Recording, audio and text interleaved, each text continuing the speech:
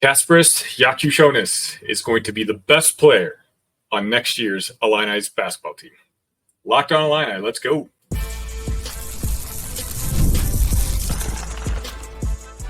You are Locked on Illini, your daily podcast on the Illinois Fighting Illini. Part of the Locked On Podcast Network, your team every day. Welcome back, everyone. The news never stops. Thank you once again for making us your first listen every single day. You can find Locked on Illini on your favorite podcast app. When you do, hit that 5 stars. Tell me what you love about it. Tell me what you want to see.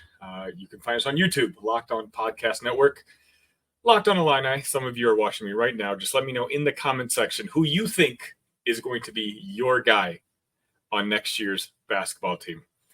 I'm going to tell you a little bit about my guy. That's Kasparas. But before we start with that, today's show is brought to you by FanDuel. Make every moment more. As playoffs wind down, the sports stop sporting like we want them to. But this summer, FanDuel is hooking up all customers with a boost or a bonus daily. That's right. There's something for everyone, every day, all summer long. Visit FanDuel.com/locked-on to get started. Again, my name is Sonny Verma. Thank you all so much for joining me again today. Obviously, yesterday we had the breaking news with Jeremiah Fears, and you guys ate that information up. I was trying to get away with taking a day off, but that's just not allowed here at Locked On Country. When news breaks like that, there's no way I was just going to have that dialogue with you guys.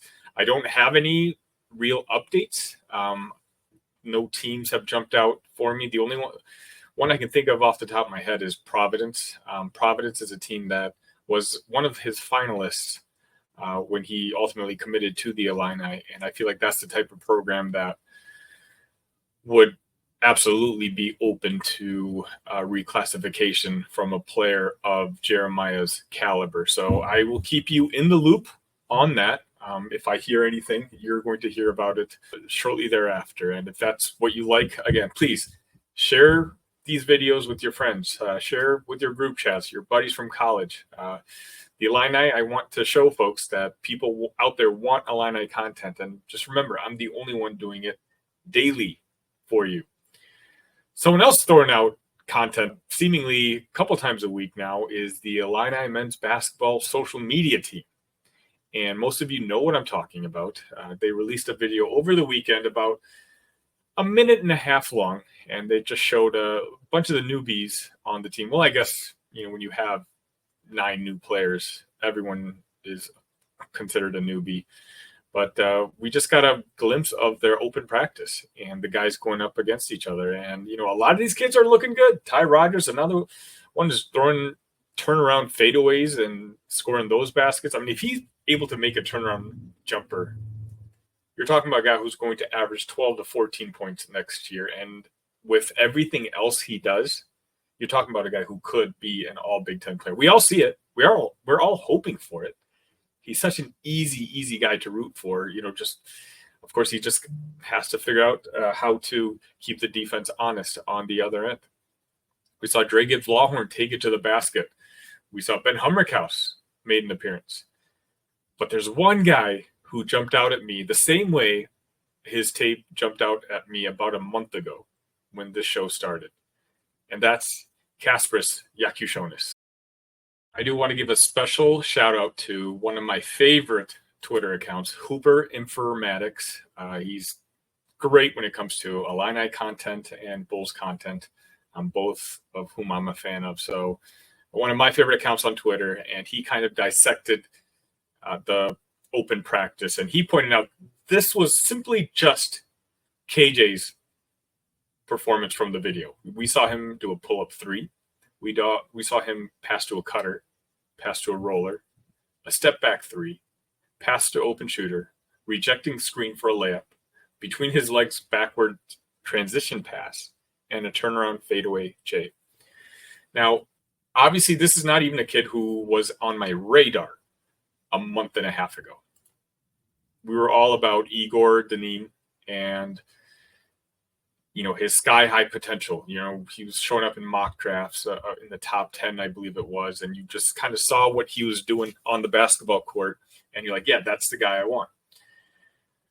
But things started trending in a not so positive direction. And then folks started pointing out this other kid that they were playing against on Barcelona.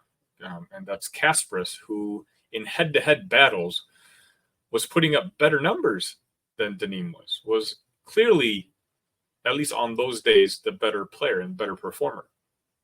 So, okay, all right, well, I'm an Illini fan, and I'm here to give you guys the lowdown on what's going on. So let me start looking at this Kasparas kid's tape. And right away, I liked it. And I think I was very vocal in the sense that talking about how I liked it. He played in a tournament where he was just throwing up crazy numbers, which I talked about again on this show. And when we finally got his commitment, I actually said that, and I also said this in my episode with the Sleepers, Greg Waddle. Like, I know we have more highly rated players coming in, and I think the world of Will Riley. I think the world of Morez Johnson.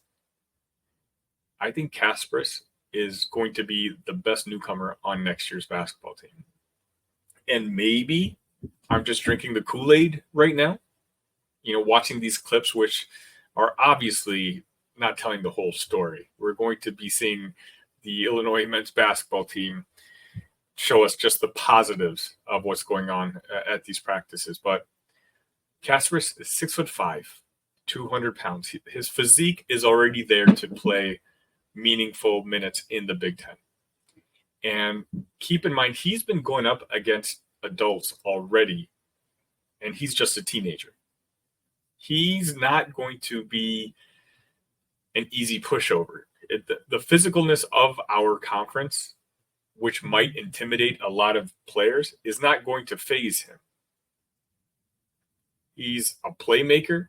I mean, Kylan Boswell is going to be our number one, but in reality, we have two starting point guards. He has elite level vision.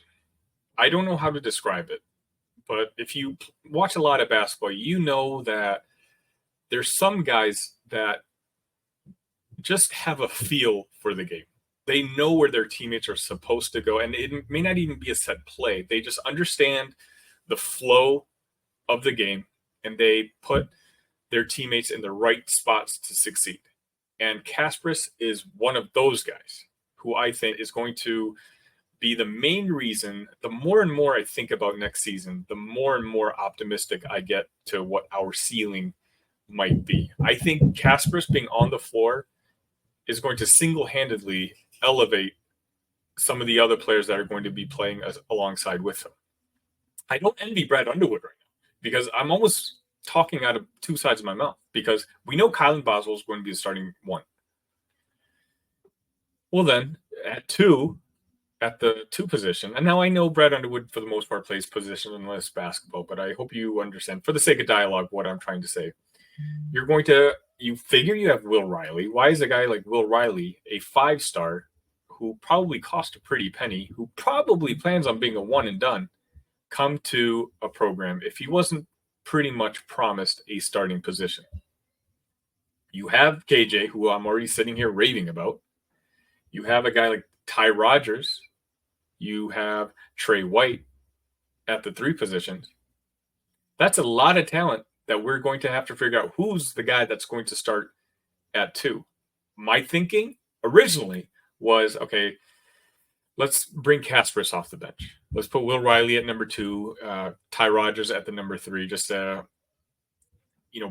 kind of want to space Ty Rodgers and Morez Johnson out. You don't want them in the lineup together at the same time, assuming the video feedback that we're getting on Ty Rodgers just making shot after shot is not going to translate to when the season starts. If Ty Rodgers still has issues shooting, then you don't want him and Morez in the lineup together because the offense in general is just going to struggle. So if you have Will Riley at 2 and Ty Rodgers at 3, then you have KJ coming off the bench. But I'm very curious to see what Brad Underwood's going to do because what we're seeing in these highlight clips and what I saw of him do for Barcelona and their under-18 team, I don't think there's any way we can not have KJ on the floor. I think he's going to be all Big Ten freshman. And as I'm going to talk about in a later episode this week, he's already shown up in mock drafts for the NBA. How do you keep that guy on the bench? I've been talking for a couple weeks now about how much I really like this Kasparas guy. And, I just want to officially designate him. Kasparas Jakucionis, you are my guy.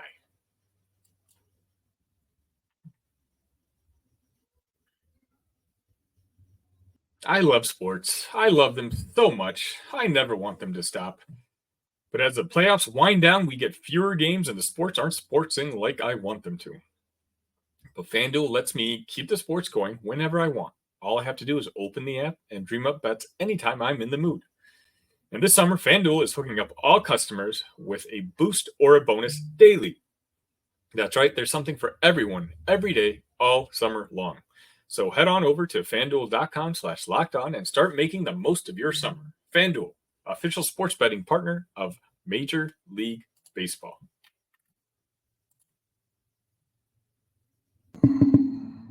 All right, so let's talk a little football every now and then. Let's not forget that Illinois is also a football school. And with Big Ten Media Days right around the corner, I just wanted to talk a little bit about our schedule. A program like Illinois, the out-of-conference schedule is going to be super important. July 1st was the official day. Texas and Oklahoma were welcome to the SEC, and all these schedules moving forward, get drastically changed. I believe the date for the Big Ten teams is going to be in early August, and we see Oregon on the football schedule this upcoming season. I believe we'll be traveling to Oregon, but I wanted to focus on the out-of-conference this year. 6 is a key number for Illinois. At this point, we need to get to a bowl game. We need to move forward with positive momentum. Brett and company, they are recruiting a solid foundation, but we haven't been able to nab the superstars like teams like Indiana and Purdue are able to get right now. And ultimately, in this competitive of a conference, that's going to show up on the field, no matter how good your coaching staff is. So it's Tuesday, and we're talking football. So that usually means I get to bring on my friend, Big Ten Ted. How are you, sir? I'm great, man. You're talking about all of this football. It's funny because I think I've said it on this program. I said it on other programs. I said, don't wish away summer, but my brain, my heart, it's working against that right now. I'm not going to lie. So I'm still getting out. I'm still enjoying the lake season here in Minnesota. But man, it is, as we approach July and you see all these Texas and OU celebrations, you see, the ACC welcoming in their 3 new members. Of course, like you said, next month, August 2nd, is when the 4 West Coast teams come in. You start to think we're 2 months away. Okay, this is it's right here, man. You talk about media days this month in Indianapolis, like it's right around the corner. I think it's closer than a lot of people think right now. I think we can see it at the end of the tunnel. The picture is becoming a little bit more clear to the start of the year. You're right. There's no real off season in particular for content creators like yourself and myself. You and I just recorded a season preview for the Fighting Illini last week. What else is going on at your channel? Boy, it's season preview season. That's what it is. It's a lot of work recording season previews for all 18 Big Ten teams. Just looking right around a half an hour ish per episode. We got people coming on from the On3 network. We got reporters from Rivals. We got reporters from 247 and all sorts of other reputable reporters from Locked On Network, of course. A few of them from there as well. The Believe Network. Like there's so many that are in the trenches, so to speak, right? They are at press conferences. They are at media availabilities. So it's great to get that team expert perspective going through position by position. It's a lot of work. Can't guarantee there's going to be a lot of content between now and July 19th. But once July 19th hits, we are coming. We are coming like a train, man. It's going to be a great time, and it's going to be great. Right, that kind of overlaps with the release of the college football video game. It's going to be a great time, I think, for Big Ten fans. Yeah, I'm really looking forward to it, and I will link Ted's channel in the description, like I always do. there's no better Big Ten content out there on the YouTube space than Ted. So I highly recommend all of you subscribe to him and give him a chance. So Ted, today we're going to talk out of conference schedule. Yep. If you take a look at Illinois' schedule, we are going to be playing Eastern Illinois to kick off the season. Then we got Kansas in the second game. And then we wrap it up with the Central Michigan Chippewas in the third and final out of conference game. I'm going to ask you a question, which I think I know the answer to, but who is the most interesting matchup for you for Illinois in the out of conference? Well, Dan Lefevre ain't walking through that door for the chips. So it's certainly the Kansas Jayhawks right now. This is a matchup you look back to last season, and Illinois, I mean, how nicely can I put it? They got the brakes beaten off of them. I know they made a comeback late in that game on that Friday night ESPN matchup in Lawrence, but that was a big test because the week before we saw that game against Toledo, right, where that one went all the way down to the wire. And as the clock ran down, of course, Illinois was able to get out of there with a W. And there were some big questions in that game. And then you followed it up with Kansas and you saw the result. That kind of equaled the early season thoughts that you had, I had, a lot of people had, is that, oh, this defense is maybe in a little bit worse shape than we originally thought. So now you flip over to this season. You flip over to 2024. And the game is in Champaign, which certainly helps. But this is a Kansas team, even though they lose offensive coordinator Andy Kotelnicki. He's coming over to Happy Valley over at Penn State. You still got Jalen Daniels on this team. Now, he was banged up last season, but a healthy Jalen Daniels, he could be one of the best quarterbacks in the country. I firmly believe that in what Lance Leipold wants to do.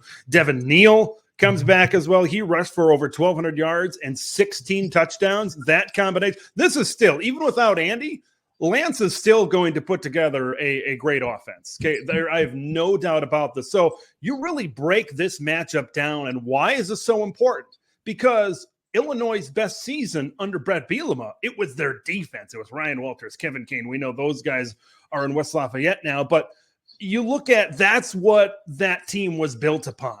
And now you look at the defense, it wasn't outstanding last year. And then you lose Johnny Newton on top of that coming into this year. It's going to be a big challenge, I think, for Illinois. And I think it's the biggest non-conference game because it's going to tell us a lot exactly where specifically the Illinois defense is. Having Matthew Bailey back in the secondary, it'll certainly help, right? Because he was injured, didn't really play a lot last season. But that's going to be a huge test. And I'm curious to see how Illinois reacts because Kansas is in a league with the Big 12 where 9, 10 teams could win that thing. And Kansas is one of those teams. If they get everything clicking in the right direction, the Jayhawks could be dangerous. So, and then you look at Illinois' offense against the Kansas defense. Okay, we talked about before on this program, we've talked about Zachary Franklin and the impact that he could make. Okay, could this potentially be a shootout? Can Illinois and their great offensive line, can they ground and pound with Caden Fagan? I think this offense early in the season, this Illinois offense is got to be ready to go because I find it difficult here when we're recording this early in July. I find it difficult that Illinois is going to really slow down Kansas. I think Kansas can really get theirs in that game. I think it's going to depend on Illinois trying to score at that type of level, and that's tough. But they're going to have to maybe slow the game down, Brett Bielema this game up a little bit, muck this game up a little bit, run the football. So it's an intriguing contrast of styles, certainly with the Jayhawks. Yeah, I think this is a no-brainer as the game that arguably this is the game that's going to matter the most to a lot of Illini fans. You know, I've talked about this before about the Brett Bielema and Lance Leipold, you know, both being hired at the same time. A lot of Illini fans, you know, the rumors were that Josh Whitman was going to hire Lance as our next football head coach. And obviously, you know, he's done a great job out there in Lawrence. But, you know, truthfully, a lot of it is with Les Miles' talent. And so a lot of that talent's coming back this year. And so they're expected to be a veteran team. Us, not so much. Illinois is, you know, we're rebuilding a lot of the units that we have on our team. So 2 losses back to back. You know, certainly Brett's hoping not to get blown out by Lance again. But I agree. That's going to be the game to watch. Speaking of games to watch, though, on the flip side, me and Ted are going to talk about the rest of the Big Ten and what kind of games to look forward to.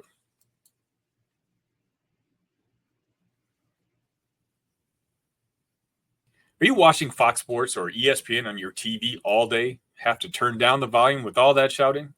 Make the switch to Locked On Sports today, a free 24/7 sports streaming channel programmed for you every day to bring you the biggest stories without all the screaming.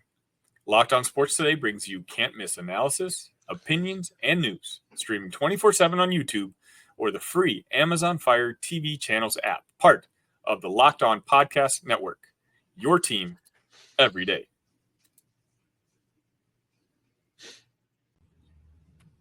All right, Ted, obviously this is the first season where we have some newcomers into the conference, and some of those teams are going to be playing some premium games, which we're not used to kind of seeing under the Big Ten umbrella. So you, being the resident Big Ten football expert, tell me and my friends here at Locked On Illini, what games should we be looking out for?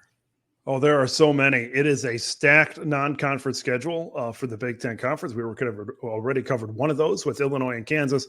I want to start off in week number 1 because there's two that really jump out at me, right? Penn State going to West Virginia, going to Morgantown, West Virginia to start off. We talked about Andy Kotelnicki last segment, and now we're going to talk about him this segment as well because he's the new offensive coordinator at Penn State. They're looking to open that thing up a little bit, right? Maybe Mike Yurcich bottled it up, and they weren't able to be as explosive down the field. I think Penn State fans are hoping that Andy is going to open this thing up, more big plays with the big arm of Drew Aller down the field. West Virginia is no pushover. Garrett Green is a fantastic quarterback. And overall, we talked about, once again, last segment, about all of those Big 12 teams that can contend maybe for a championship. West Virginia is one of those teams. So this is a good West Virginia team. I think Penn State is more talented than the Mountaineers, but you can't mess around going to Morgantown, big noon. Those Mountaineer fans are going to be hyped and ready to go. Okay, you can't start off rusty. You can't start off sluggish. Otherwise, who knows what can happen in that game as well. USC and LSU on that Sunday. All right, this is the Spider-Man meme of college football games to start it off, man. They are exactly the same, right? They're both losing quarterbacks that were Heisman Trophy winners. They're both offensive-focused football teams. They're both retooling their defensive coaching staffs in a huge way. Just take the over on this game if you're the gambling type. All right, it's very simple, right? It's very simple. Don't complicate your life in this one. For USC, right, for the Trojans, they have potentially as deep as a wide receiver core that you could have, not only in the Big Ten, but all college football. When Lincoln Riley first came in, he recruited guys like the Zachariah Branch, like the Mekhi Lemons, like the Deuce Robinsons that are really good football players and that all bring a different skill set. So are they going to step up? Man, they look pretty darn good in that Holiday Bowl game. That was kind of their audition. That was Miller Moss's audition as well. This game's going to come down to who can make one stop. Who can make one stop?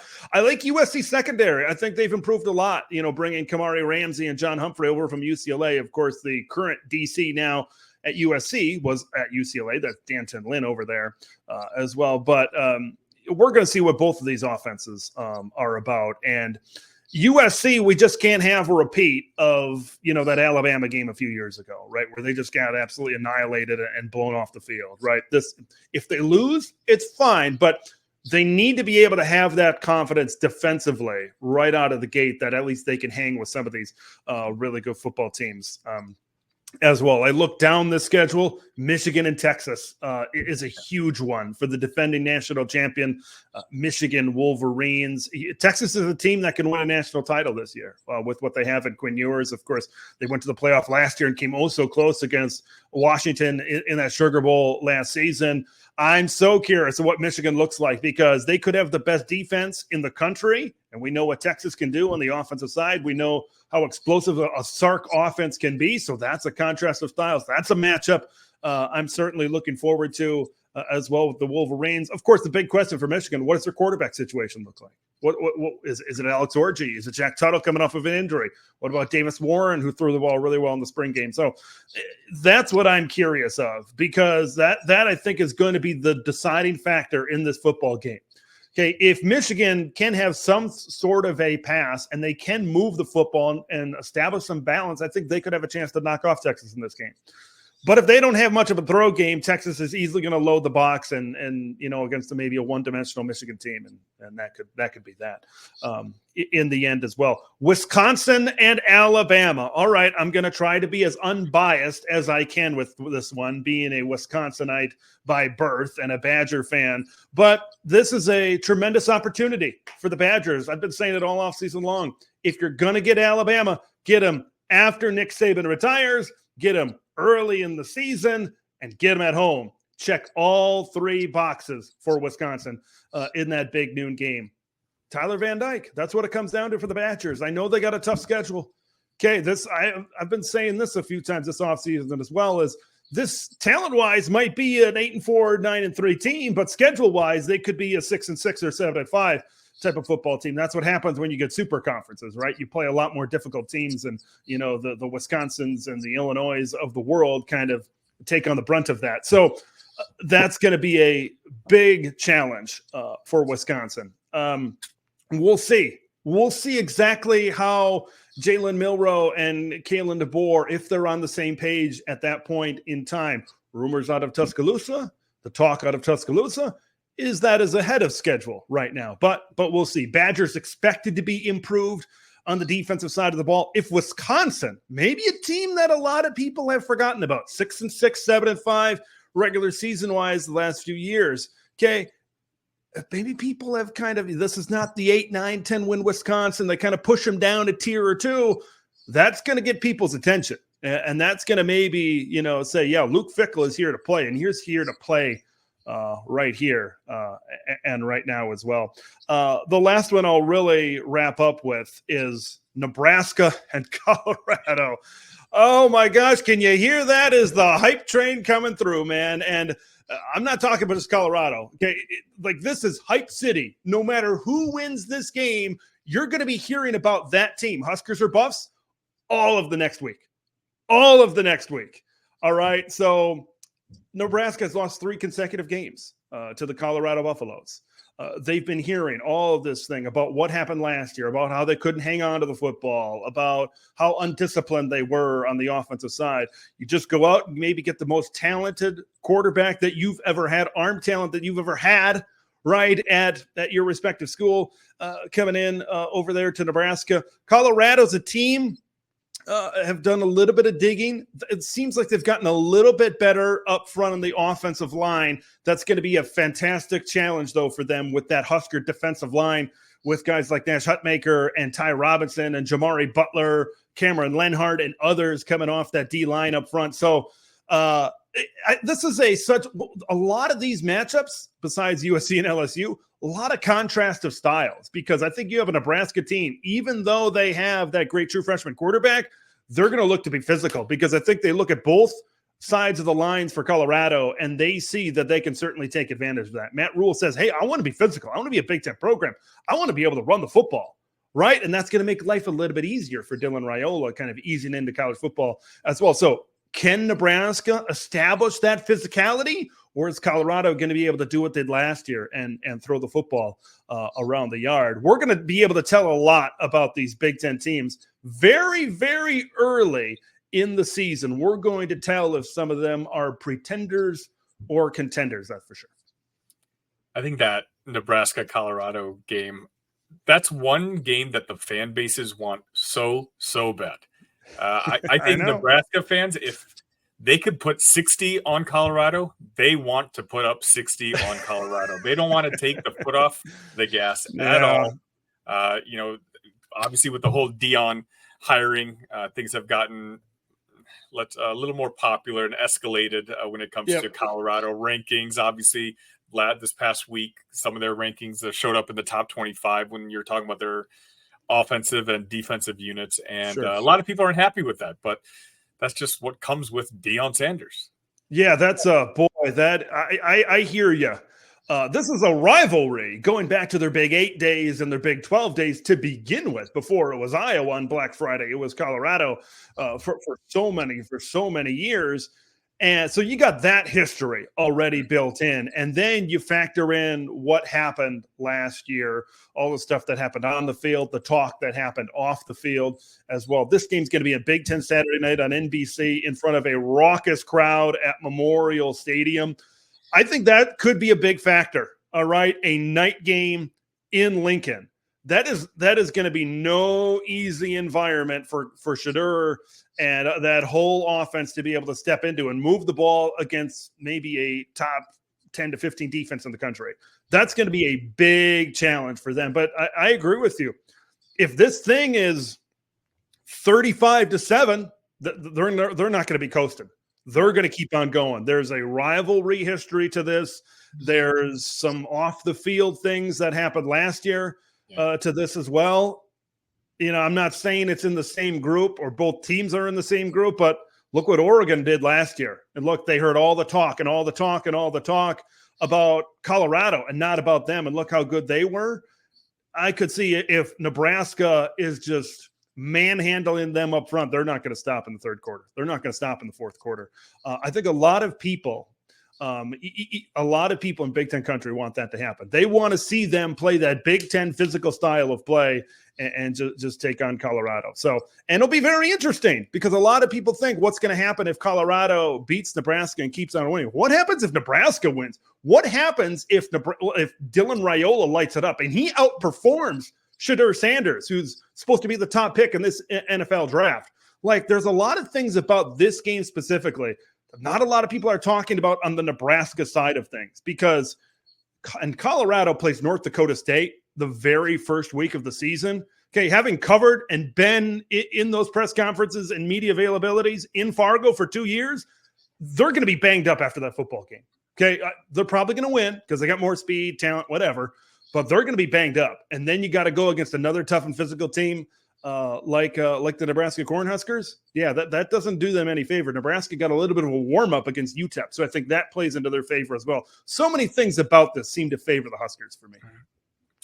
Another Tuesday with Big Ten Ted bringing in the goods. Ted, before we let you go, let the folks know again where they can find you. Yeah, at Big Ten Ted over there on Twitter, Big Space 10 Space Ted over there on YouTube as well, Spotify, and soon Apple Podcast on the audio platforms as well. Ted, we'll see you next week. All right, good stuff. There you have it. Another successful Tuesday with Big Ten Ted. On your way out, please, if you don't mind, hit that like button, hit that subscribe button. Leave a comment in the description. Let me know what you think of our schedule. Let me know what you think is our most challenging game this year, both in conference and out of conference. Let me know what kind of content you want to see. That's what I'm here for. If you're listening to this on podcast, thank you so much. Leave me a 5-star review. I'd really, really appreciate that. And same thing. Let me know what you guys want to see on the show. It's the off season, so this is your show. Whatever you guys want to see, I will provide for you. Until then, ILL. Love you guys.